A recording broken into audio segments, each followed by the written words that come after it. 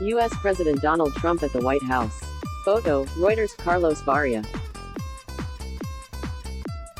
JNS.org. Jewish and pro-Israel groups largely condemned U.S. President Donald Trump's attempt on Wednesday to clarify his comments from the previous day, which insinuated that Jews who vote for a Democrat either have a total lack of knowledge or great disloyalty.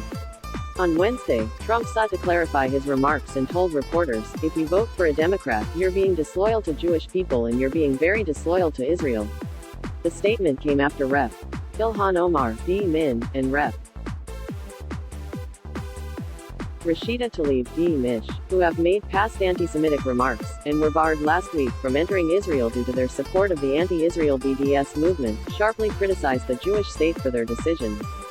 Related coverage. August 23, 2019, 4:14 p.m. Omar called into question U.S. aid to Israel, while Tlaib expressed grief over not being able to visit her grandmother, who lives in the West Bank.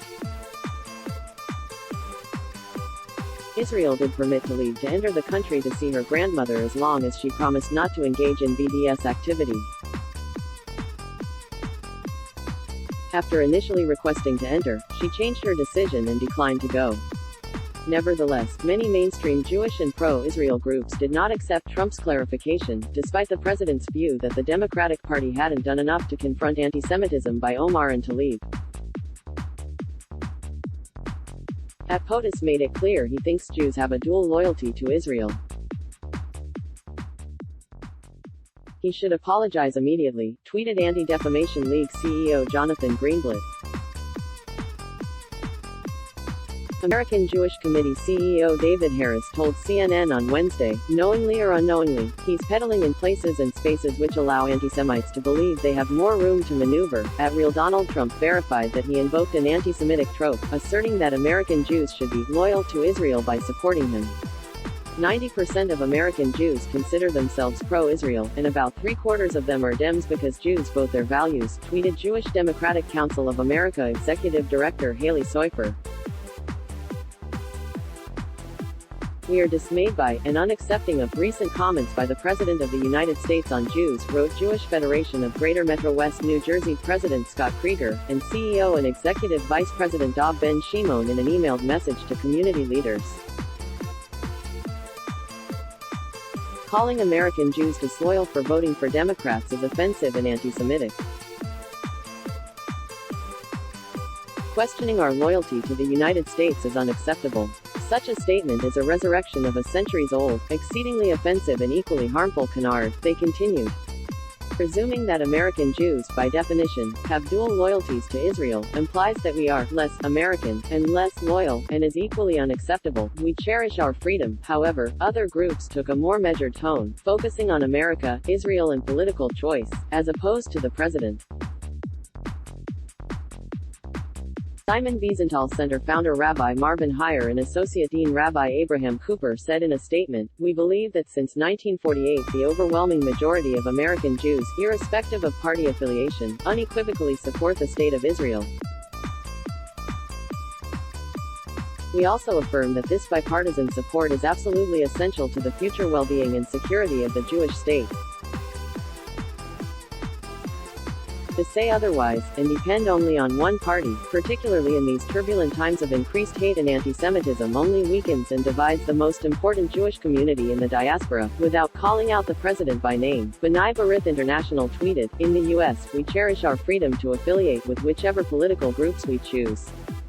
Political disagreements within the Jewish community are a sign of our diversity, not an indication that some of us may be disloyal to Jewish priorities or to the U.S.-Israel relationship." Sarah Stern, founder and president of the Endowment for Middle East Truth, Emmett, told JNS that Trump's choice of words may not have been the best.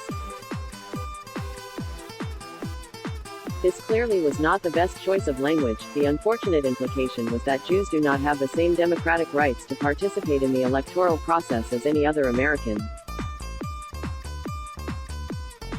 Without saying who Jews who vote Democrat are disloyal to, it sounded very much like there were charges of dual loyalty until the president later clarified that they were being disloyal to the State of Israel and to Jewish people. She said. Stern said that Trump's statement needed to be put into context. They came after Omar and Tlaib had accused Israel of outrageous allegations. She also said that members of the Democratic Party should have immediately condemned these statements. Other groups came to Trump's defense, arguing that the real focus needs to be on the anti-Israel and anti-Semitic remarks of Tlaib and Omar. We take the president seriously, not literally. President Trump is pointing out the obvious. For those who care about Israel, the position of many elected Democrats has become anti-Israel, tweeted the Republican Jewish Coalition, RJC. When Tlaib and Omar talk loyalty, they're questioning American Jews' loyalty to the United States.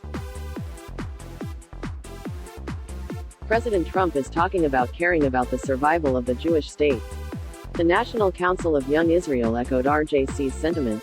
The comments of President Trump are completely different than the anti-Semitic comments of Omar and Tlaib, NCYI President Farley Weiss told JNS.